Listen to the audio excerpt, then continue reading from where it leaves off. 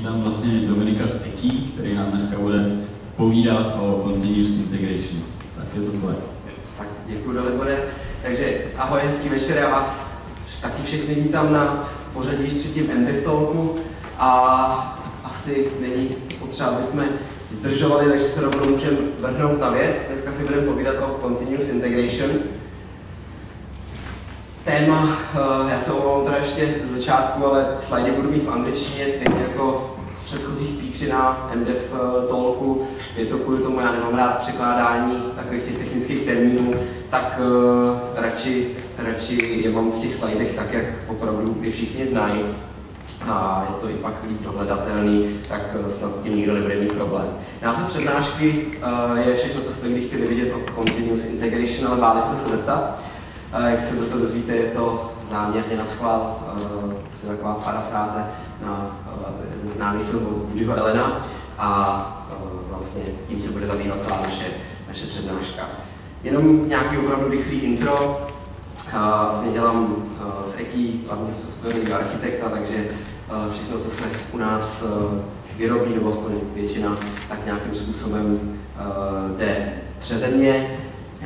Mobilním vývojem se zabývám už od roku 2010, takže to už snad je taky nějaká doba, na to bych o tom mohl takhle někde mluvit.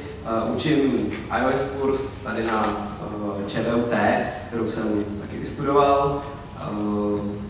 Učím na Codecampu také iOS a v neposlední řadě poslední dobou hodně speakerů na konferencích, jako je MDev Talk, jako jsou různý developer meetupy, nebo loni i letos budu taky zase na MDev Campu, na který vás Michal už pozval, takže já vás na něj zbudu dodatečně ještě taky. Tak, než se vůbec vrhneme na to, co to je ten Continuous Integration a jak ho můžete používat při vývoji mobilních aplikací, nějakým způsobem jenom shrnu svoje dosavadní zkušenosti a motivaci pro to, proč tu přednášku jsem vlastně chtěl mít. Už 2 roky, nebo v dílech 2 roky se snažím v EKI o nějaké hledání zlatého grálu, prostě jak zautomatizovat ty nudné postupy a procesy při mobilním vývoji. Takže už něco za sebou tady v tomhle tématu mám a nějaké zkušenosti jsem se sbíral. Motivace, proč jsem s tím vůbec chtěl začít, byla ušetřit čas, ušetřit tím pádem i peníze a hlavně zbavit se té nudné rutinní práce, která nikoho nebaví, nikomu nic nepřináší a jenom zabírá ten čas. Další motivace byla získat tím nějakou výhodu, nějaký náskok tenkrát před konkurencí, nebylo to moc obvyklý, možná to není obvyklý ani teď, na druhou stranu jsme trošku i změnili asi nějakým způsobem, nějaký způsob myšlení, proto jsme založili MDev Talk, protože se chceme o věci vlastně nějakým způsobem podělit s komunitou, takže ta moje přednáška by opravdu měla být o tom, co jsme za ty 2 roky, na co jsme přišli, kde jsme teďka a vlastně nějakým způsobem to říct, abyste nemuseli třeba to samý zkoumat, kde jsme si vylámali zuby my. A posledních nějakých půl roku se tomu věnuju opravdu celkem hodně a ten progres si myslím, že tam je znát hlavně z hlediska těch technologií nových a tím se prostě dneska budeme celou tu hodinu zabývat. Tak jenom, já teďka, vidíte ten slide, tak tahle přednáška je teda taková jako paralela na film Woodyho Allena, všechno, co jste kdy chtěli vidět o sexu, ale báli jste se zeptat, kde vlastně ten film je taková série krátkých povídek založených na nějakých otázkách, kolem kterých se teda točí ty povídky a ty by měli zodpovídat všechno to, co jste chtěli vědět. Takže úplně stejným způsobem my budeme dneska koncipovat tu přednášku tak, že bude série takových otázek, na kterými já tady se budu snažit odpovídat. Ty otázky jsou v podstatě tady, co je to Continuous Integration, je to bezpečný, jaký mám použít nástroje, co bych měl dělat na backendech, proč jsem tam zařadil backendy, protože já si myslím, že backend k mobilnímu vývoji, ať už si to vývojáři připouštějí nebo ne, prostě patří. Ať už je to nějaká malá službička nebo větší, vždycky 90% těch aplikací nějakou používá a myslím si, že se na tom dá ukázat spousta postupů, které jsou i totožný s tím mobilním, jenom se tam použijou trošičku jiný nástroje, takže myslím si, že to vůbec ničemu nevadí. Potom si řekneme nějaký typy na iOS a Android a potom nějaké nevýhody, jaký to má a jestli to vůbec vlastně celý za to stojí. Tak musíme začít nějakou aspoň chviličku prolítnout nějakou nudnou definici, aby jsme si opravdu definovali nějaký pojmy, o kterých se tady budeme dneska povídat. Takže tady z Wikipedie, co je to Continuous Integration, tak je to teda nějaký seznam nějakých doporučení při vývoji softwaru, kdy vlastně všechny ty vývojářské verze se pravidelně meržujou do jedné hlavní, aby nedocházelo tak často k nějakým konfliktům. Tak, to je jednoduchý, že jo? To už asi děláte tím, že máte nějaký repozitář, tak vlastně tím to máme vyřešený a můžeme mít asi domů. Ale ta definice je asi tady v tom docela vágní, takže já předpokládám, že tohle by vám nic nesautomatizovalo, nic nějak nepomohlo, takže to úplně užitečný není, takže musíme přidat ještě něco navíc. K tomu se vážou ještě teda nějaký best practices, které jsou někde definovaný. Zase myslím si, že to je jenom nějaká definice, kterou je dobrý si zmínit. Takže co jsme řešili, udržovat zdrojový kód, automatizovat build, aby ten build se dal samotestovat, aby každý programátor kommitoval vlastně na origin, v případě Gitu, aspoň jednou denně, což si myslím, že určitě by se mělo dodržovat. A každý ten commit by se měl zkusit zbuildit, otestovat a tak dál. Tyhle ty practice jsou jenom nějaký výčet, kterým já se tady nechci úplně zdržovat, zabývat. Myslím si, že je dost škatulkovaný a je to prostě nějaká definice, kterou si myslím, že je potřeba jenom zmínit, aby jsme si všichni rozuměli. Tak, obecně nějaké zjednodušení, jaký jsou ty scénáře pro to, kdy se nějaké výhody toho Continuous Integration uvést do praxe už hodějí.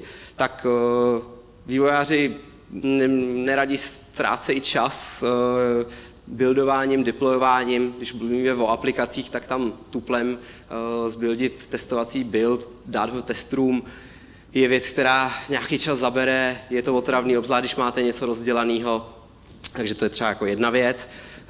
Druhá věc je to práce, která vás nebaví, je to nudná otročina, která vám nic nepřinese, je to furt to samý. Ještě k tomu můžete i relativně jednoduše třeba udělat chybu, obzvlášť když se na to pořádně nesoustředíte. A další věc, když to prostě potřebujete mít tady ten proces definovaný a nezávislý na tom vývojáři. To znamená, vy ten testovací build potřebujete teďka, tester má teďka čas a vývojář dělá něco jiného, je nemocnej, není dostupný, vy si můžete díky těm procesům ten build obstarat v podstatě kdykoliv chcete. To jsou nějaký scénáře, pak tady mám jenom, aby jsme si rozuměli teda nějaký graf, kde vidíte, že teda dole jsou 3 nějaký programátoři, který komitujou někam číslu 1 nějaký server, kde si teda udržujete ten zdrojový kód a Continuous Integration Server je teda jedna nějaká mašina, nebo jich může být víc, ale prostě jedna entita, která si stáhne ty změny z toho zdrojového kódu, provede na nich ty akce, které vy chcete, ať už je to jenom build a deploy, nebo build, testing a tak dál. A ještě o tom uvědomí všechny ostatní. Ano?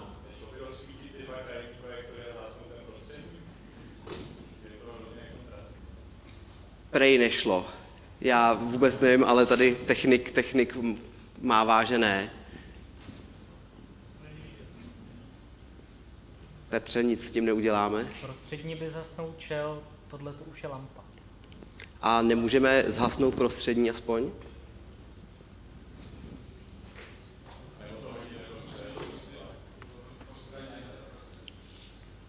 To je dotaz na režii. To neumím. Tak mě to je, udělejte s tím klidně jako cokoliv, já se přizpůsobím, já nic nepotřebuji, já jenom mačkám mezerník. tak zatím budeme pokračovat. Ono tam toho snad naštěstí tolik není, jsou to nějaký bulletky, o kterých stejně mluvím, tak snad to nebude potřeba, když tak s tím zaběhu tady kluci něco vyřešejí. Tak pojem Continuous Integration pro vás mohl být, když jste ho slyšeli nebo nepoužívali, asi takovej zní dost korporátně a megalomansky objemně, že prostě je to něco, čeho jste se báli. Proč to má nějaký kořeny v těch korporátech? Je to celkem jednoduchý, protože když se vyvíjí prostě opravdu velký software, který si nezbuildíte za minutu na každý workstationě, potřebujete pro nějakou buildovací farmu, tak proto se potřebovala nějaká unifikovaná pipeline, kam teda programátor commitne, nějaký server to zbuildí a vývojáři můžou dál pracovat. Zároveň v těch korporátech nebo v těch velkých společnostech, nejenom korporátech, ale prostě ve velkých vývojových týmech jsou nějaký velký procesy, kde teda nejdřív to jde nějakému quality týmu, potom testrům, pořád si to přehazujou, proto by úplně dobře nefungovalo nějaké přehazování z vývojáře na QA a tak dál. Takže tam to bylo celkem, ten vznik těch nástrojů byl celkem jasný, proč tomu tak je. Proč já si myslím, jestli byste si měli odníst aspoň dneška jedna taková jako klíčová myšlenka je, co je důležitý, proč je důležitý continuous integration pro menší firmy nebo jednotlivce, prostě někoho, kdo takhle dělá ten menší software, je prostě ta automatizace. Něco, co za vás bude dělat práci, kterou může dělat někdo, aniž byste se o to vy museli starat. To znamená, aby vy jste si ušetřili čas, ať už je to práce libovolného typu, například to buildování těch apek, tak abyste opravdu využili ty automatizace. Všechno ostatní považuji za bonus.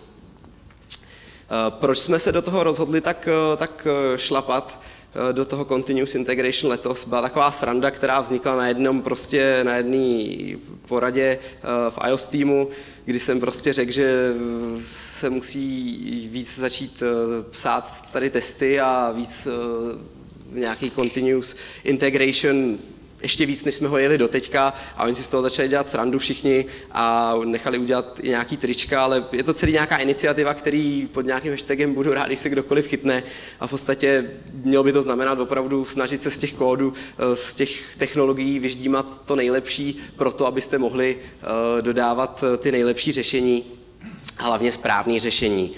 A ten náš fokus v tomhle případě byl opravdu zaměřený na zvýšení efektivity v tom continuous integration. Tak, nějaká motivace pro to,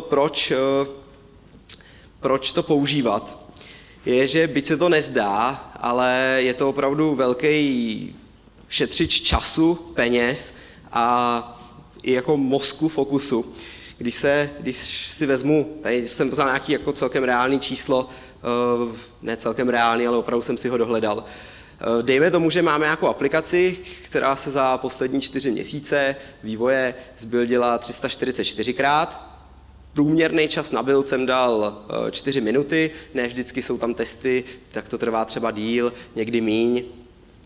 Což udělá 1032 minut za ty 4 měsíce, což je 17,2 hodiny. Když si vezmu, že nějaký podobný čas trvá ještě ta druhá aplikace na druhou platformu a ještě k tomu backend, což tady jsem ještě docela optimistický, protože tam těch platform je ještě o něco víc a trvá to podle mě ještě víc, ale dejme tomu, tak jsme, má to být, tam měly být 5 platform a sakra to, tak jsme na 50 hodinách, jsme na 50 hodinách pro ty 3 platformy, cca. No a když vám takhle běží 5 souběžných projektů, tak jste třeba za těch 4 měsíce na 250 hodinách, což je měsíc a půl vlastně času jednoho člověka. Jenom nějakým builděním a posíláním buildů, testováním, reportováním, notifikováním. Možná se vám to číslo zdá docela přitažený za vlasy, ale není. Vy byste mohli říct, že když buildíte tu aplikaci a testujete ji, tak v podstatě to můžete nechat běžet na pozadí vašeho počítače a nemusíte se tomu věnovat. Já s tím úplně nesouhlasím. Nevím, kolik z vás je tady iOS vývojářů například, ale já, když si na svém Macu dám prostě otestovat nějakou aplikaci a zbuildit, tak na něm rozhodně nic moc jiného dělat nemůžu, na to, abych jako normálně, jako opravdu plnohodnotně pracoval. Navíc vám tam do toho furt vyskakují nějaké notifikace, když programujete třeba ve WebStormu, tak taky. Do toho musíte se sledovat teda, jestli už to doběhlo, jestli to máte uploadnout někam, jestli to už máte říct kolegům, do toho další věc, někdo jiný to musí kontrolovat, to znamená, projekták po vás třeba chce, abyste poslal ten build a bude se vás furt ptát, jestli už jste to udělali. No takže na to myslejí najednou už 2 lidi místo jednoho, takže ten čas možná, ať už je jaký chce ve výsledku, tak vysoký bude. Jestli je vyšší, menší nebo takový, jako já tady uvádím, nevím, ale prostě ty náklady na to jsou, vemte si, kolik je 250 hodin v nějaký, ať už vaší hodinovce, nebo prostě až už na kolik si vážíte vašeho času, ne z hlediska jenom peněz, tak 250 hodin je prostě hodně. A to je podle mě dost velká motivace nad tím se zamyslet, že to jde udělat relativně jednoduše, mnohem líp, s minimálníma nějakým úsilím. Je to teda, jak už jsem uváděl, za práci, kterou nemusíte dělat vy, protože jde automatizovat a nemusíte na ní myslet. Tak, proč je Continuous Integration v poslední době tak na vzestupu? Řekl bych, že to je tím, že jeden z důvodů je, že vlastně virtualizace, například pomocí Dockeru, dělá tady ty servery a buildování všeho možného mnohem jednodušší a dostupnější. A mimochodem shodou okolností za hodinu tady hned ve vedlejší místnosti začíná Docker Meetup, kde vlastně zase se budou bavit o tom, jak připravovat architekturu pro to, o čem já tady mluvím, takže je to taková zrovna dobrá náhoda. Pozvali jsme rovnou na naší afterparty, kterou už tady Martin prezentoval na začátku, takže kdybyste si chtěli popovídat, ať už s kýmkoliv z MDevCampu nebo s adminama, co připravujou Docker, tak tam budou taky. Ten tooling, který se k tomu Continuous Integration používá, je dneska mnohem vyspělejší, než byl třeba před 2 rokama. Je tam méně chyb, je to víc připravený právě pro ten svět těch mobilních aplikací, takže i to je další věc, proč je to tak populární. A samozřejmě vývojáři jsou čím dál tím línější, takže hledají víc a víc způsobů, jak si tu práci usnadnit. Tak, tím jsme snad probrali takovou tu potřebnou, ale nudnou teorii a můžeme se vrhnout do nějakých už opravdu praktičtějších příkladů, co to všechno pro vás může udělat a pak se dostaneme k tomu, jak toho docílit. Tak, je to bezpečný? Je to určitě bezpečnější, než kdybyste to vlastně asi všechny tady ty procesy dělali vy, protože jste lidi a tu chybu uděláte celkem snadno, když se nesoustředíte, takže eliminuje to nějaký vlastně programátorský chyby na nějakém vstupu toho, že se překliknete, že můžete udělat jednoduchou chybu. Tak, dáme si takový menší kvíz. Tady ještě jedna netestovací, jenom abych si vás vyzkoušel, jestli dáváte pozor. Píšete testy, zvedněte ruku, to jsou takový dost to. Tak, zajímalo by mě, kdo všechno se přihlásil, jenom aby nevypadal před kolegou blbě, ale je vás tak, řekl bych, jako půlka, což je ještě docela výhra. Doufám, že moje dnešní přednáška bude mít vedlejší efekt, že vás to trošku namotivuje. Dobře, takže samozřejmě, že je píšete a můžeme pokračovat dál, teď už v testovacích otázkách. Baví vás to psaní testů? Zvedněte ruku. Jo, to už je opravdu jako, tam jsme z té půlky jako úplně jako na čísle neměřitelným. Jasně, nebaví. Baví vás ty testy spouštět, když je napíšete? Tyjo, tam jsme ještě jako úplně už jenom 1, 2, 3, jo, tak dobře, to už se opravdu dostáváme ještě níž. No a kolikrát jako třeba zapomenete, i když vás baví, nebaví ty testy spustit. Dost často, že jo, to se prostě stane, hlavně na to nemáte čas. No a jak často, a teď prostě dejme tomu, že relativně často se můžete říct, aspoň jednou do týdne třeba, se vám stane, že uděláte při nějakém deployi, ať už nějaký, spíš doufám, že teda jenom na nějaký development server, nějakou chybu. Zvedněte ruku, kdo aspoň třeba jako jednou do týdne udělá někdy nějakou chybu. Aspoň jednou říkám, jo, takže jo, někdo se hlásí. Je to jasný, proč to tak je.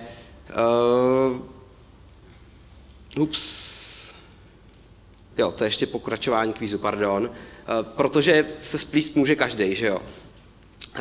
Když teda už nasadíte, tak jak často jakoby dáváte kolegům vědět, tak je pár možností, že jo. Tak zařvete do kanclu, jakože nasazeno, jo, tak všichni jako začnou sledovat teda, že všichni vědí, že jste nasadili. Tak to je varianta 1. Varianta 2 je teda, že pošlete jako všem teda slavnostně v celé firmě e-mail, jako všechno jsem nasadil. Pardon. Varianta 3. Napíšete na Slack, že jo, tak to je asi takový jako rozumný. Ideálně ještě označíte všechny, aby to přišlo všem a všichni o tom budou vědět. Tak varianta 3 až na ten asi zavináč channel je taková nejschůdnější. Pardon. Tak, nějaký výsledky toho testu.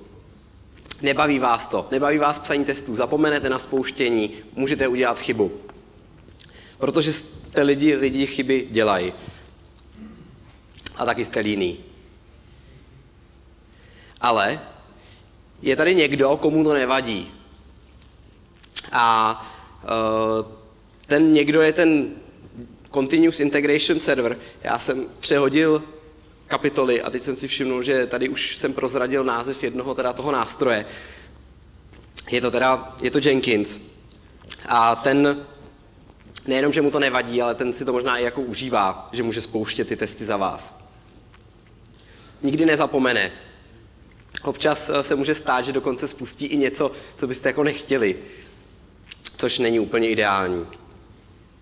Ale k tomu si povíme ještě v další kapitole. Až vždycky vás o tom vlastně uvědomí, že tu práci provedl. Když jsme u toho notifikování, já si musím dát krátkou pauzu, já jsem trošku nakřápl, takže si vypnu mikrofon a jenom ještě napiju.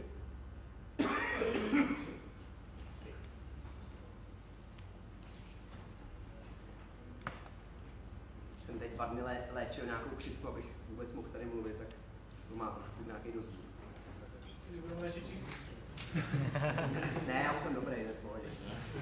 Už nejsem infikovaný tím snad. Tak, můžeme pokračovat.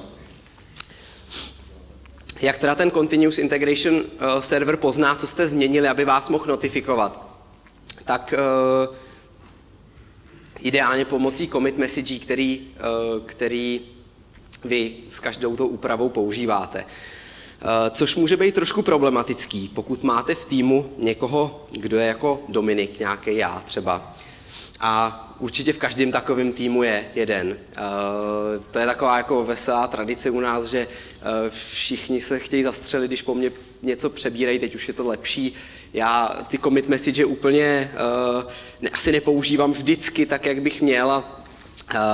Proto i určitě vaši kolegové občas takový jako commit message, který úplně asi ten Jenkins nebo i pak vy nemůžete úplně rozlousknout, používají. A určitě byste se jich měli jako vyvarovat. Tady mám pár takových, jako že bych je rozdělil do několika kategorií. Tak úplně ty, co nejsou úplně jako pomocný. Pak takový, kde se aspoň někdo jako snaží, jako aspoň ta snaha trošku byla. Pak takový, co jsou spíš než jako commit message, spíš taková nějaká jako modlitba. Jo. A končí to jako něčím, co se dá nazvat jenom jako prostě WTF, jako prostě jako na moji obhajobu dalo mi to chvíli práci to najít, ty commit message. Píšu i normální, na druhou stranu zase takovou práci mi to jako taky nedalo, takže jenom jsem prostě slíbil, že to sem ukážu, že jsou lidi, kteří takovéhle věci dělají a pokud chcete teda dodržovat nějaký standardy pro ten continuous integration, aby to těm lidem dávalo smysl, tak určitě prosím vás všem Dominikům ve vašich týmech nakažte, aby ty commit message psali smysluplný, protože to, že vám teda do Slacku někdo napíše tak moc nevíte, co to opravdu jako za změnu bylo a co s tím jako dělat. Takže to je jenom tak na úvod, teda k tomu notifikování. Který nástroje byste měli používat a proč? Z toho cyklu těch 3, 4, 5 a 6, tak potřebujete Continuous Integration Server, což je software, který přesně tady ty věci za vás může udělat. Těch možností je několik, já je tady rovnou takhle vypíšu. Travis CI, Circle CI jsou v současné době, řekl bych, asi nejpoužívanější, hodně mezi startupovou komunitou. Osobně jsem je oba zkoušel, myslím si, že jsou oba moc fajn, nicméně pro naší produkci byly docela třeba jako drahý a my jsme takový i dost jako spíš jako pankáči a oldschooleři, že si rádi děláme některé věci po svým, takže používáme poslední možnost, která se jmenuje Jenkins, je to asi nejznámější a nejstarší Continuous Integration Server. Jeho výhody jsou, že tedy zdarma můžete si ho self-hostovat a dá se do něj spoustu věcí udělat. Jeho nevýhody jsou, že je to takový občas nevyzpytatelný, protože to je open source, je trošku ošklivější, přece jenom není to úplně ideální user experience, ale to je asi jasný. GitLab CI jsem upřímně moc nezkoušel, i když GitLab používáme, a Bamboo je vlastně od Atlassianu, takže většinou, kdo používá nějaká velká firma, celý ten Atlassian stack, tak používají asi i Bamboo. Pokud máte nějaký menší jeden projektík, 2, určitě doporučuji kouknout se na Travis nebo Circle, možná spíš ten Circle má takový ještě asi něco lepší pricing, záleží, co po toho chcete. Když prostě máte nějaký startupový peníze, pokud si to chcete řešit po svém, doporučuji ten Jenkins. Z hlediska nějakých ukázek, já tady dneska budu mluvit o tom Jenkinsu, ale je to úplně jedno, protože všechny ty věci, o kterých budu mluvit, jste schopni udělat na úplně všech tady těch věcech, jenom si musíte najít, jak se ten konkrétní plugin třeba jmenuje pro ten daný Continuous Integration Server. Tak, nějaká hlavní jednotka té práce je build. V každém tom Continuous Integration serveru, když něco děláte, tak je to jeden build, který se spouští ať už teda nějakým commitem, nebo nějakým časem, nebo vyloženě, že si to vyžádáte on demand nějakým kliknutím. Ten jeden build se skládá v podstatě z nekonečného množství, nebo kolik si jich vydefinujete, takzvaných build stepů, to je taky všude stejný. To jsou nějaký kroky, které jsou potřeba k tomu, abyste ten software teda zbuildili, případně otestovali a operace, které uznáte za vhodný, že patří do build stepu. A zase úplně stejně z nějakého množství post-build stepů, což jsou operace, které už většinou spíš než, že by něco spouštili, vyhodnocují ty výsledky z těch build stepů. Ať už je to vyhodnocení teda testů, vyhodnocení toho, jestli se to vůbec teda podařilo úspěšně zbuildit, případně to notifikování, odesílání, někam deploying a tak dál. Každý ten build step nebo i ten post-build step můžou určit nějaký stav toho buildu. Tady jsem teďka šáhnul do nějaký motivační databanky. Jo, buď je to prostě, ten build může skončit úspěšně nebo neúspěšně, a nebo ještě se používá termín unstable, což je build, který asi jako projde, ale není úplně optimální, nebo si můžete nadefinovat i nějaký vlastní stav. Zase myslím, že tohle umějí všechny. Upřímně myslím, že si bohatě že si vystačíte s tím stable a unstable, teda success a failure. Prostě buď to prošlo vším a funguje to, nebo to nefunguje. Tak, teď už se dostáváme k k té variantě teda, co byste konkrétně tam měli opravdu, nebo mohli, pokud se vám to bude hodit, spouštět. I když tady budu mluvit o backendech, tak vlastně ty věci se dost dobře dají aplikovat i na ty aplikační části, případně i frontendovou část, protože jsou to hodně podobné věci. Tak nejdřív to projdeme bod po bodu, jenom tak s letma, a pak se budeme těm bodům věnovat. Takže určitě stáhnout teda ten zdrojový kód, se kterým pak budete dál pracovat. Provést nějaký code quality check, ať už je to cokoliv. Deploy, asi mi tam chybí teda ještě build, to jsem asi nějakým způsobem opomenul. Notifikování toho stavu, co se vlastně všechno udělalo a neudělalo. A to je jakoby tak high level všechno, teď si to projdeme. Co vlastně si můžeme představit pod code quality? Zvedněte prosím vás ruku, kdo třeba jako používáte s kolegama nějaký vzájemný třeba code review. Super, to je docela vysoké číslo, to je fajn. Code review je super, určitě vám to nenahradí ten žádný code quality nástroj, nicméně dokáže vyfiltrovat to, že opravdu už budete reviewovat jenom kód, který projde nějakýma základníma věcma, co vy si vydefinujete, a tím pádem se nemusíte zabývat blbostma a šetří vám to čas. Zase jsme u toho šetření času. Zeptám se, kdo používá z vás nějaký nástroj na měření kvality kódu, odhalování nějakých věcí jako mezery, středníky a tak dále. Super, to je docela málo, to mám radost, protože aspoň vás to třeba namotivuje.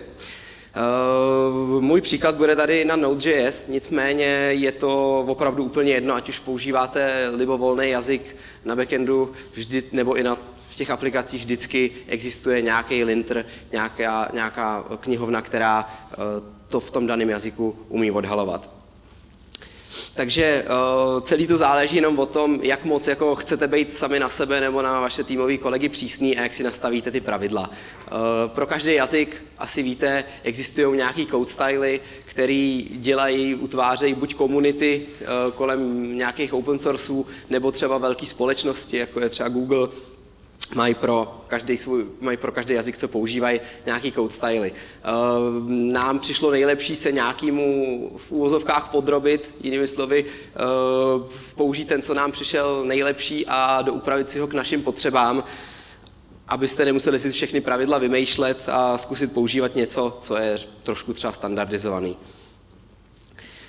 Takže očekujete oproti těm klasickým teda nějakým code style rules, ať už jsou to nějaký vizuální typu, kolik má být kde mezer při volání funkce, při argumentech a tak dál, nebo i semantický nějaký, když třeba že byste měli konstruktor vždycky pojmenovávat takhle, deklarovat proměnný jenom někde a tak dále, nepoužívat nějaké věci. Umí to, záleží zase v jakém jazyce, ale umí to nejenom ty vizuální, ale i prostě dodržování nějakých pravidel. Porušení těchto pravidel vyhodí chybu nebo warning, zase v závislosti toho, jak to máte nastavený.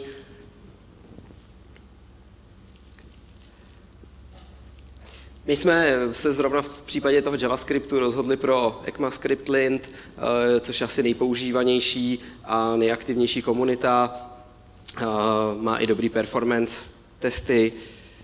Pro ten styl jsme zkusili Airbnb styl, pokud někdo znáte, pokud ne a používáte JavaScript, celkem doporučuju a trošku jsme ho doupravili. Můžete si v tom build procesu zase nastavit, kolik těch warningů nebo errorů ten váš build označí za unstable nebo failed, k čemu je to dobrý, tak zase třeba když chcete teda dodržovat a na produkci třeba posílat jenom opravdu kód, který je dobrý, tak řeknete, že jakýkoliv error, ten build, i když by prošel všema testama a všechno bylo v pořádku, tak ho nechcete nasazovat do produkce, protože neodpovídá nějakým standardům. zase záleží na vás, jak moc to. Tady je taková ukázka pak, jak třeba může vypadat nějaký jenom jako přehledový graf v tom continuous integration.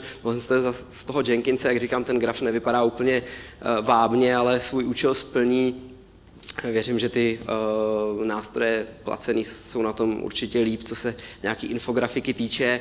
Jak vidíte, je to graf, teda vývoj v čase těch warningů a errorů, tak je na tom celkem vidět, že na erory ty se snažíme minimalizovat, ne-li eliminovat, a na warningy, přestože to vypadá vysoký, tak je jich jako 40, to zase není takový úplně vysoký číslo, ale nějak úplně nám to žíly netrhá.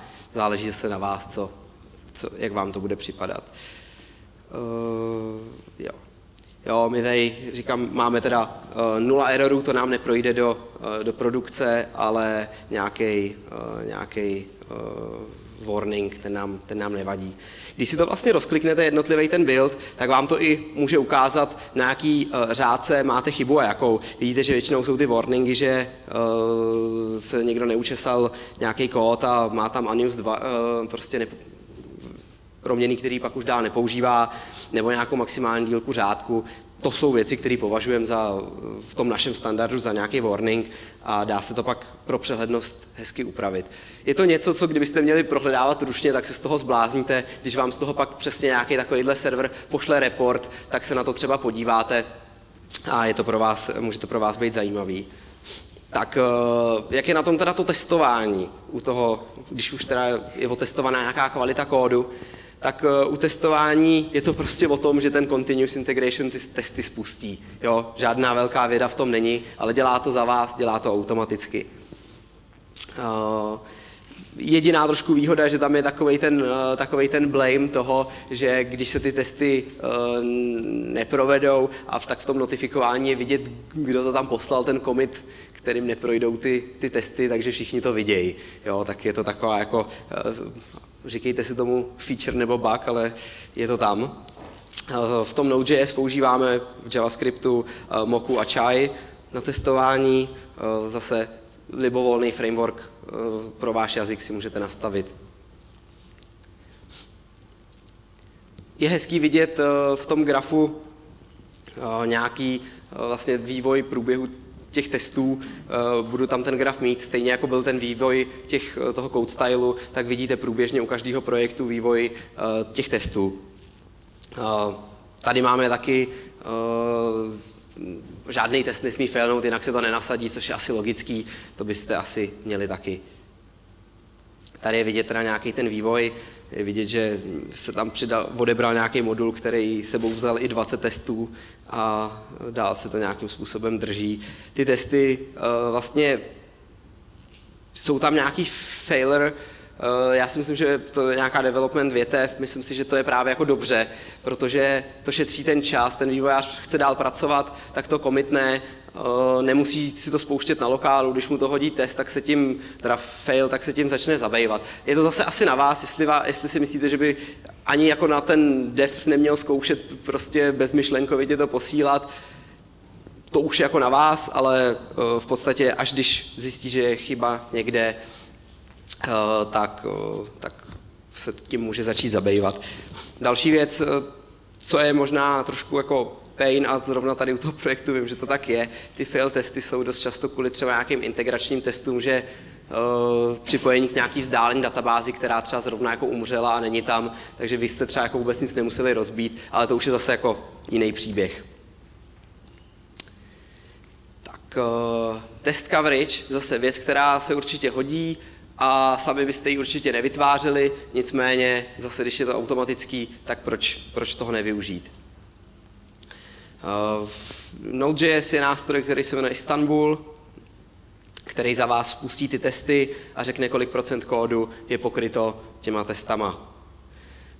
Je to rozdělený na podmínky, metody a jednotlivé statementy. Můžete si nastavit, kolik procent potřebujete, aby ten build splňoval. Tady jsme teda hodně benevolentní, nicméně, i když je rok kvality, tak se to asi musí zkousnout.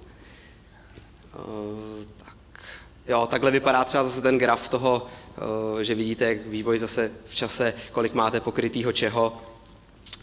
Hezký na tom je, že proto jsou takový grafy a infografika, že si můžete prokliknout do těch jednotlivých souborů a vidíte třeba, že všechny ty testy sice 17krát projdou tady k tomu skoupu, ale ta podmínka je vždycky to neprojde přes tu první a tudíž to vždycky spadne do té else větve, takže by se asi měl napsat ještě nějaký test pro tu druhou variantu, která se používá.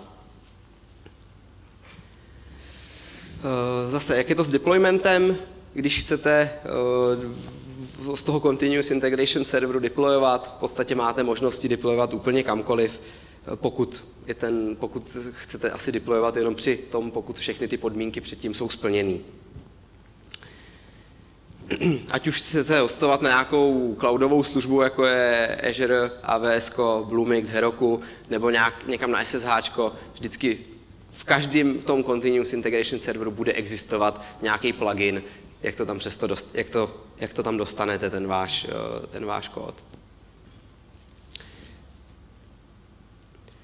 Tak, jak pak vypadá třeba takovýhle notifikování? Používáme na to vždycky vlastní Slack kanál, který je vždycky pojmenovaný nějakou zkratkou CI a tak pak, jak je pojmenovaný ten kanál. Je to kvůli tomu, aby jste neměli všechno v jednom kanálu, když máte víc těch souběžných projektů. Pokud děláte na jednom produktu, tak to určitě ničemu nevadí mít jenom jeden kanál.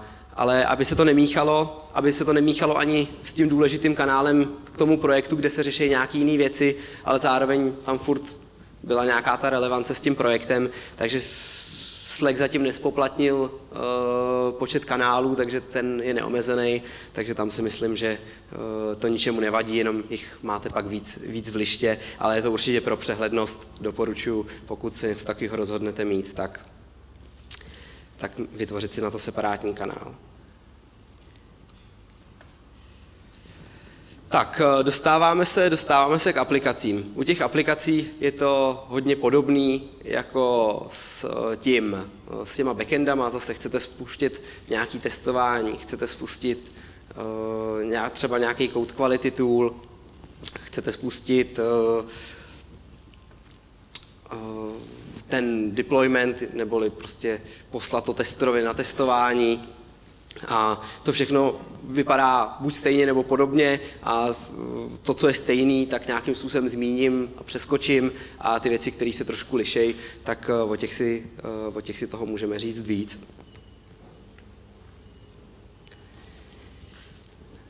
Myslím si, že primární fokus, pokud si budete řešit ten continuous integration, tak aspoň v nějaký minimálním jako tom měřítku by pro vás měl být posílání a uploadování těch buildů.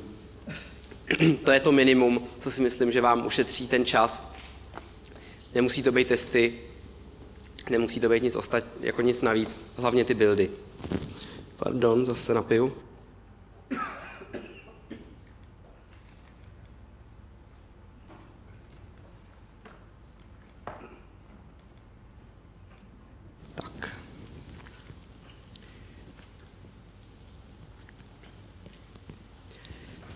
Takže zase chcete tam spustit unit testy, oproti backendům už by vás mohly zajímat i UI testy, které jsou vždycky tak trošku oříšek.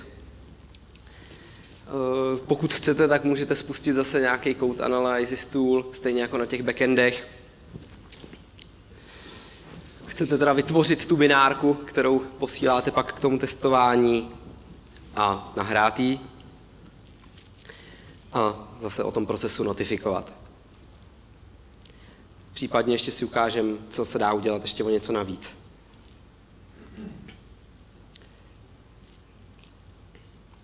Tak, s iOSem je to zase jako vždycky trošku komplikovanější než s Androidem.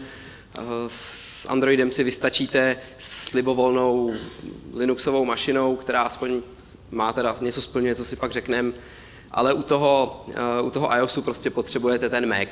To znamená, že si, pokud buildíte to na tom Jenkinsi, ty CircleCI, Travis pro vás mají, i když za větší peníze, instance Macovský, kde můžete teda buildit iOS aplikace. Přece jenom je to složitější získat tu Macovskou instanci, tak to taky spoplatněj. K dispozici teda máte MacBook, Mac Mini, iMac nebo Mac Pro, a nebo ještě taková varianta, která se jmenuje Mackie, to je náš Mac Pro, takovej, teda teď už ne, ale příběh zatím je takovej, že když chcete opravdu nějaký jako výkonnější mašinu a nechcete, vzhledem k tomu, že má ležet někde v reku nebo někde zalezlá, má na ní prostě jenom běžet nějaký buildy, tak asi za ní nechcete dávat tolik peněz, protože je třeba ani nemáte, tak si můžete za 25 000 skládat nabušený Hackintosh, kam nainstalujete všechno, akorát má to samozřejmě trošku háček. Za prvý, ne vždycky to třeba přežije upgrade systému. Upgrade systému se stává takovou jako adrenalinovým sportem, jestli vám to teda všechno jako nerozbije. Zároveň to prostě neběží úplně stejně jako ten Mac, takže to, že tam máte to 4 jádro, který by tu i7, která papírově je strašlivě dobrá, tak tím, jak je to že jo, nějakým způsobem, nevím, jak to funguje přesně ten Hackintosh, ale není to pravý, tak to neběží úplně jako stejně dobře. Nicméně je to zajímavá alternativa pro to, když chcete ušetřit a chcete to zkusit. Používali jsme to 2 roky na tom opravdu jsme buildili každou aplikaci a fungovalo to jako dobře, nicméně už nás tím ten servis, který by tam asi úplně být nemusel, trošku omrzel a nahradili jsme to teďka nějakým vysloužilejším MacBookem 15, což je taky 4 jádro. I když slabší, tak nám přijde, že ta performance je o něco lepší, což asi ukazuje na to, že ten Hackintosh není úplně spolehlivý, možná jsme to jenom neuměli dobře vyladit, ale je to určitě zajímavá alternativa, pokud nechcete utrácet peníze za nějaký stolní Mac, na kterém by se jinak nic nedělalo. Tak, UI testy jsou zlo, ať už jsou v jakýkoliv podobě, vždycky to nějak nefunguje a těch důvodů je několik, tak si k tomu za chvíli něco řekneme. Jinak ty unit testy jsou stejný, jako když spouštíte unit testy na backendu. Trošku si probereme teda nějaké části, které se týkají iOSu, pak Androidu a pak je tam ještě něco společného. Zkoušeli jsme používat, nasadili jsme SwiftLint, což je to samé, jako jsem říkal o tom SLintu, to znamená Code Style a linter pro Swift, pro iOS aplikace. Ale ten projekt je hodně takový jako mladý, to znamená, má to ještě nějaký mouchy, nefunguje to úplně 100%. Do toho se Swiftem je takový problém, že jako neexistuje ještě nic takového, co by nás přesvědčilo o tom, že tohle jsou jasně nějaký standardy, který dodržuje víc než jeden člověk a proto by bylo dobré se jich držet. Je to zase tím, že ten Swift se hodně vyvíjí a v neposlední řadě teďka za týden nebo za jak dlouho Apple představí Swift 3, kde zase určitě změní polovinu syntaxe a celé tady ty pravidla by nám byly k ničemu. Takže proto jsme to tak jako bereme takové jako soft code style, to znamená probíhá to tak jako vizuálně, když vůbec.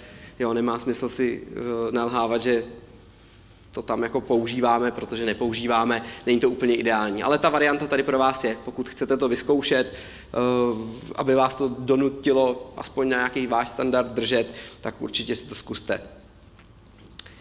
Jak je to s buildováním binárky, pokud jste na iOS, tak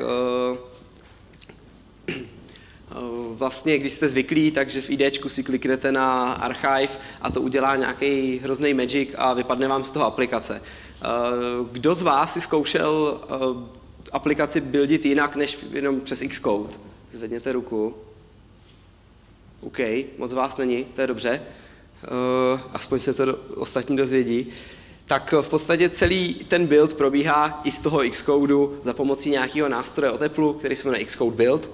Je to příšerný nástroj s plnou tunou parametrů a co se tomu předává. Facebook udělal docela pěkný wrapper nad tím, který se jmenuje XC Tool, který z toho dělá o něco menší peklo.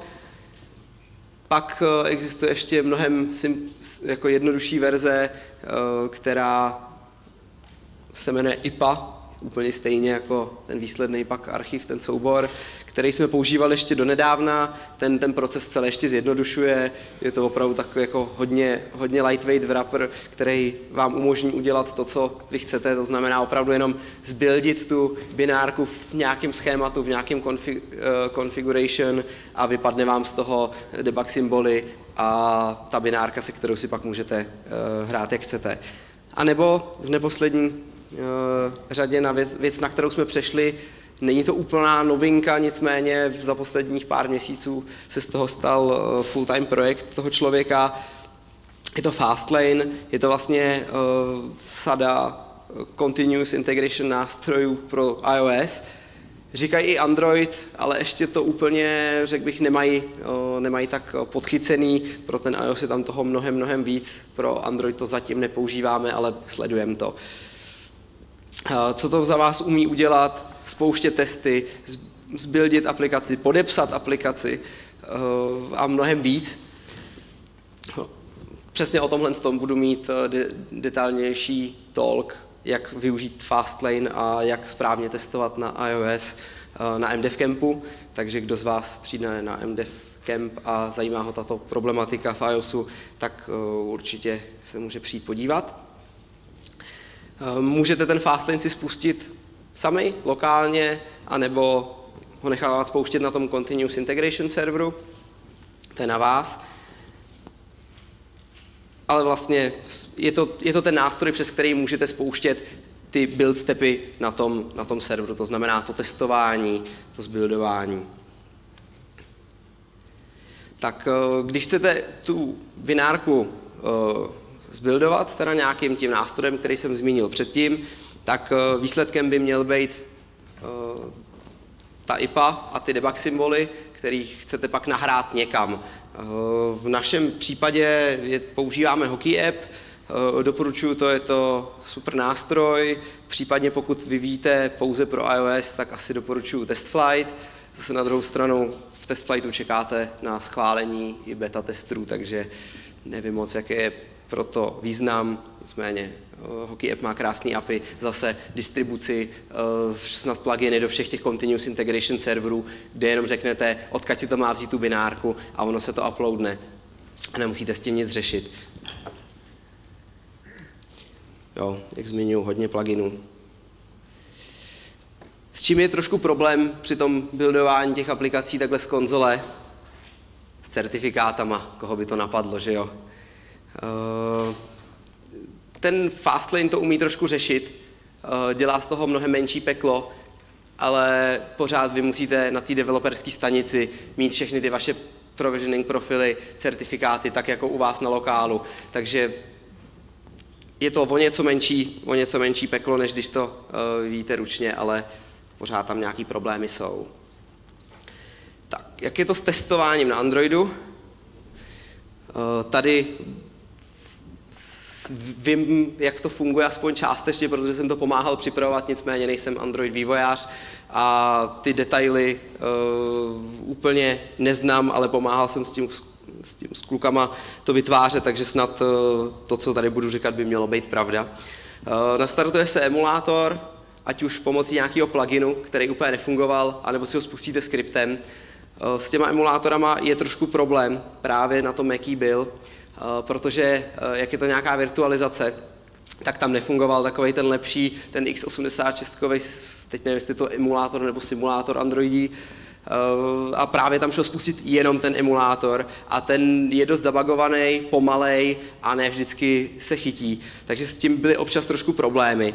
Nicméně, když už se začne používat normální jakýkoliv třeba Linuxový stroj, který nemá problémy s tou virtualizací, tak můžete spustit ten lepší emulátor nebo simulátor a tam už vám ty testy půjdou krásně. Určitě je dobrý využít těch monkey testů, které jsou tam přímo od Google, který vám dokážou tu aplikaci aspoň zkusej schodit, jestli se jim to povede nebo nepovede, dostanete se za login screenu a necháte si tam hrát a klikat v opičku a ona vám tu aplikaci schodí. A pokud máte teda napsaný nějaký UI a unit testy, tak se rovnou na tom emulátoru spustěj a vyhodnotí se a dá vám to vědět do toho Jenkinsu. V podstatě to už jsem zmiňoval přesně problém, že potřebuje tu virtualizaci.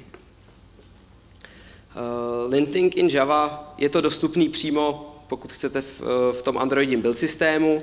My jsme to přestali používat z jednoho důvodu, a to, že naši Android programátoři používají retro lambdu, což, jak jsem pochopil, je backportování lambda výrazů do Java 1.7. A jsou tam s tím nějaký konflikty, proto vyhodnotili, že budou radši používat lambda výrazy než ten code style, a proto jsme to zrušili. Nicméně pokud třeba vy nepoužíváte tu retro lambdu, nevím, jak je to obvyklý, tak můžete zkusit používat ten systém, ten built-in linter.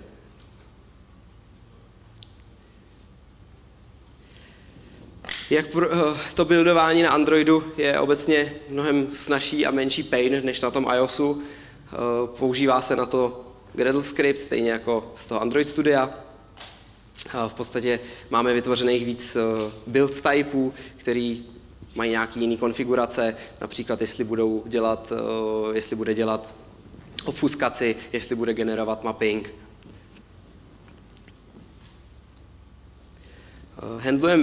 Zároveň handlují i nějaký ten version code, který nastavují té aplikaci. To je docela dobrá věc, aby se to dalo dobře synchronizovat, to používáme na iOSu i na Androidu. Ten trik je asi docela známý, ale kdybyste to nepoužívali, používáme počet commitů v Gitu.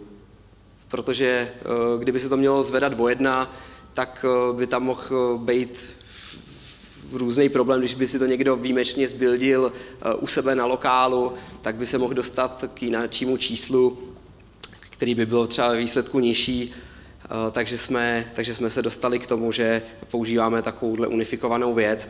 Tu obfuskaci jsem řešil a zároveň nám ty Gradle skripty umožňují tím nastavením říct, kam nám ten skript pak vyhodí to výsledný APKčko, kam nám vyhodí ty výsledné mappingy a kam nám vyhodí ten test report, aby si potom ten Continuous Integration Server věděl, kam si šáhnout pro to vyhodnocení, případně při tom uploadu, kam si šáhnout pro tu binárku.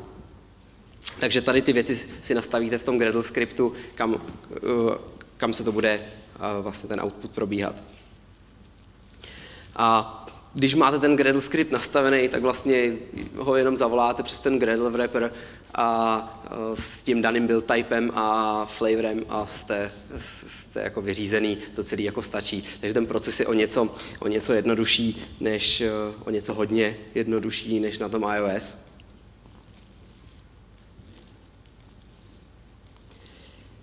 Tak pro deployování těch aplikací používáme, jak už jsem zmiňoval, Hockey App. Dřív jsme měli ten Hockey App build, nebo teda tu část, jako post-build task u každého toho jobu, což bylo trošku složitější na konfiguraci, a teďka jsme přešli asi před 4 měsícema na to, že máme separátní job, který řeší jenom upload na ten Hockey App. Máme i speciální kanál na Slacku, kde si vlastně testři a projektáci můžou sledovat jenom ty binárky uploadnutý na ten Hockey App a posílat o tam ty linky, který tam rovnou háže. Což doporučuji, je to hodně přehledný pro projektáky a testry. Tak na co se to ještě třeba dá používat? Tady ty nástroje, už je to něco navíc. Vyrábíme přesto i screenshoty, který pak rovnou uploadneme do storu na iOSu zatím jenom. Můžete upravovat ikonku, aby měla prostě třeba nějaký beta flag, aby klient i hned věděl, že to je beta. Můžete přesto rovnou uploadovat i do storu, nemusíte se s tím zdržovat. A víc o tady těch detailech, hlavně na iOSu, teda na MDev Campu. Tak jo, určitě přináší tady to nasazení těchto z těch ulehčovacích nástrojů i spoustu bolesti, a bolesti hlavy především, protože musíte updateovat credentials, musíte updateovat ten Hackintosh, pokud používáte, musíte updateovat SDKčka, ať už iOS, ať už Androidí, nebo jakýkoliv jiný. je potřeba se o to trošku starat. Pokud používáte ten dedikovaný, ten Circle CI, nebo Travis, ten placený, ty to řeší za vás, je to zase součástí těch peněz, který za to vyplatíte. Když potřebujete pracovat s více verzema SDKčka, je s tím trošku problém, taky se to dá řešit, ale většinou opravdu je to docela porod. A tak, jak jsem říkal na začátku, jsme trošku pankáči, takže tím, že to je nějaký proces, nám úplně jako nevoní a když je potřeba se toho držet, tak jako proces jako takový je prostě vždycky špatný, ale když něco ulehčí, tak to může být i fajn. Tak když to jako nefunguje, což se prostě stát může, ať už kvůli jakýmukoliv důvodu, tak musíte být připraveni na to použít tu alternativu. I například kvůli tomu, že kvůli nějakému rychlému hotfixu potřebujete nasadit ten hotfix a ne řešit, jestli tam máte středník a že vám to projde tím lintem, tak musíte mít vždycky nějaký záložní plán, jak si poradit. I když ho naštěstí nemusíte používat moc často. Musíte strávit víc času třeba už jenom tím, že si píšete ten kód, nebo že testujete tu kvalitu toho kódu. Každý vidí vaše chyby i hned, na což přichází pak zpravidla nějaký výsměch. Na to máme jednoho kolegu, který si na mě vyloženě vylejvá stek jenom kvůli tomu, že on testy nepíše určitě. A vždycky prostě vám to i hned osolí. Podle mě má nějakého vlastního bota, který i hned pozná, že mi to failnulo a vysměje se mi tam. Takže ano, i to mi je trošku nevýhoda toho, že to kolegové vidějí a dají vám to sežrat, ale je to zase součást toho procesu. Jestli to za to všechno stojí, tak asi jste nečekali, že vám tady hodinu o něčem budu vyprávět a budu pak říkat, že ne, to úplně na nic, to jako nepoužívajte. Takže já za sebe můžu říct, že to určitě opravdu stojí za to. A jestli je nějaká další věc, kterou byste si měli odníst, tak že všechen ten čas, peníze a hlavně i tu koncentraci, kterou to ušetří, nejenom, že vám to pomůže jako pracovat líp a rychlejš, ale i vás to bude víc bavit, protože nebudete dělat nudnou práci, která vás prostě nebaví. Budu určitě rád, když budete chtít s nějakým tím CIčkem začít, zeptat se na pár tipů. Předpokládám, že asi chápete, že ty pluginy, tak jak jsem to vyjmenoval, si musí každý se skládat sám podle toho, co bude preferovat, pokud by s tím chtěl začít, ale ten princip byl snad jasný, jaký ty věci se tam dají použít a jak se používají a jaký ty nástroje na to potřebujete. Takže kdybyste s tím potřebovali poradit, budu rád. Pokud používáte něco lepšího, a nebo začnete používat něco lepšího, taky budu rád, když se o tom dozvím. Pokud se vám líbila tahle prezentace, nebo budete k ní mít nějaký naopak, že se vám nelíbila, tak určitě taky budu rád, když se ozvete. Můžete využít hashtagu rockqualitymdevtalk nebo napsat přímo mě, nebo se můžeme potkat na afterparty. Jenom ještě nějaký poslední shrnutí. Nedělejte práci, která jde automatizovat a která je nudná. Zanechávejte si tu vaší koncentraci na ty důležité věci, což je to programování, což je to, co umíte, a ne buildovat a posílat aplikace. To prostě za vás může dělat stroj, ne vy. Určitě udržíte celý tým informovaný nějakou nenásilnou formou. Hodně nám to pomohlo, aspoň já si myslím, že to pomohlo, přesně to, že každý vidí, jaký poslední build aplikace se nasadil, jaký poslední build backendu se nasadil, takže se nemusím kolegy 5krát ptát, jestli už to nasadil, protože to tam prostě můžu dohledat a vidím, pokud teda použil rozumnou commit message, že to tam opravdu je.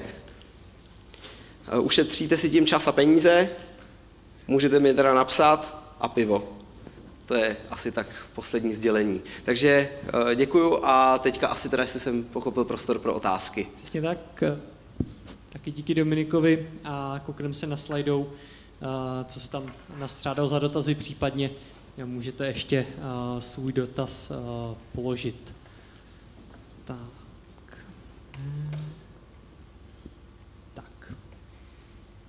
Tak jo, první otázka. Na kolika zařízení zároveň testujete a jak řešíte penetraci? Paralelizaci. Jo. Jsem docela rád, teda, že se to teda opravilo. Jsem se trochu zapotil. Dobře, tak nevím, co si představit nad kolika zařízeníma zároveň testujeme, protože jestli se bavíme o těch UI testech, tak tam to opravdu měříme jenom na tom simulátoru.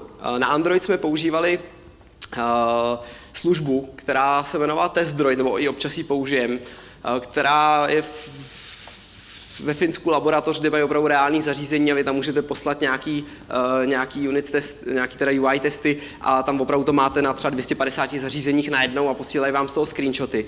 Nicméně pokud to buildíme teda, nebo testujeme jenom na těch našich serverech, tak tam to zkoušíme opravdu oproti těm simulátorům, kterým si vybereme. Takže třeba oproti 2, 3, většinou na iPhoneu zkoušíme velký jako 6 a 5 a na Androidu si teďka nevybavím, jak jsou ty rozlišení, ale myslím si, že tam taky jsou 2 aspoň, který se testují. A paralelizaci s tím, tak paralelizace vlastně těch buildů běží tolik, kolik vy si nastavíte na té dané mašině, nebo kolik vám povolí ten váš Continuous Integration Server, který si platíte.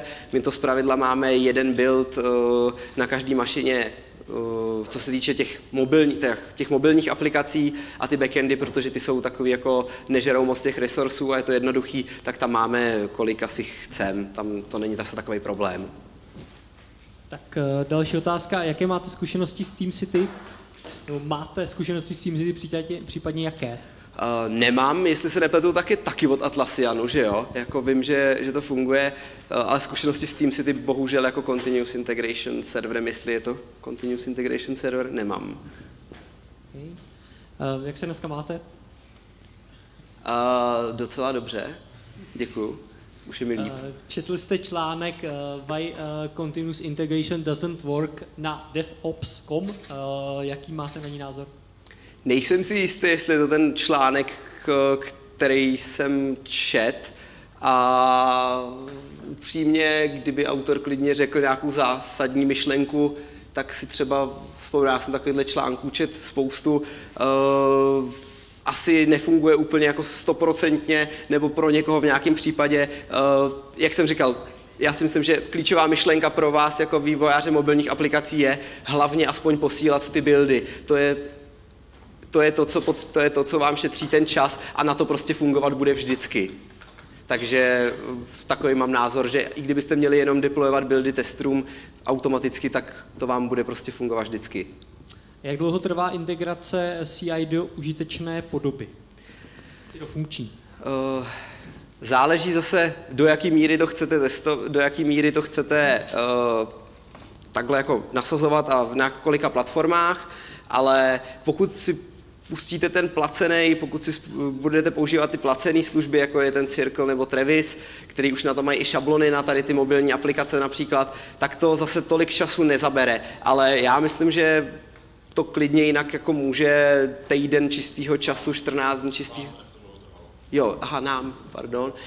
Tak taková ta základní, aby to opravdu buildovalo ty apky ze začátku, když ten tooling nebyl takový, tak vím, že jsme si s tím hráli asi 14 dní. A teďka, když jsme to obnovovali, ten proces, tak už to bylo o něco rychlejší a bylo to třeba týden toho času, ale nevím, jestli jako já jsem s tím, že jsem to dělal převážně já a já si nikam moc času nepíšu, tak nevím, nakolik je to měřitelně a objektivně. Ale jako není to nic dramatického, ale nějaký čas to zabere. Možná poslední otázka, aby se měli pak prostor na další talk. Jak do CI integrujete automatizované testování mobilních aplikací? Nevím, co si mám představovat pod tím automatizovaným testováním mobilních aplikací, pokud je to UI test, který má předdefinovaný nějaký schéma, například jako bylo na tom TestDroidu, kde vyloženě se pomocí nějakého jazyka píše, co ta aplikace má dělat, nebo se použije nějaký Appium a zase nějakým Selenium jazykem se to napíše, tak v podstatě to je tam zaintegrovaný zase tím, že to spustíte buď ty testy, anebo to odešlete na ten TestDroid, který vám ten výsledek spustí. Takže tam není není nějaký jako speciální zakomponování, musíte jenom vlastně zase zavolat, spustit tady ten druh toho testu. To je asi všechno. Tak jo, Dalibor říká, ještě mám dát jednu, což je CI kooperace s TDD, nevím vůbec, co je. Jo, s Test Driven Development, tak my moc, nebo aspoň na většině projektů ten Test Driven Development nedržíme, ale když jsem to zkoušel na jednom projektu, tak vám to failuje hodně, ale to už je zase pak o tom, že si musíte nastavit to, že kolik prostě máte akceptovanou tu problémovost s tím, nebo kolik akceptujete failnutých testů, aby ten build prošel. Já si myslím, že to zůstává furt stejný, akorát prostě ty commity vám neprojdou, protože tam nemáte tu funkcionalitu, ale máte tam ty testy. Takže myslím si, že to je úplně stejný, jenom se musíte smířit s tím, že dokud tam opravdu nedopíšete tu funkcionalitu, tak vám to neprojde a nikam se to nenasadí. Super, tak díky moc Dominiku a myslím, že si zaslouží potlesk, že to bylo vyčerpávající.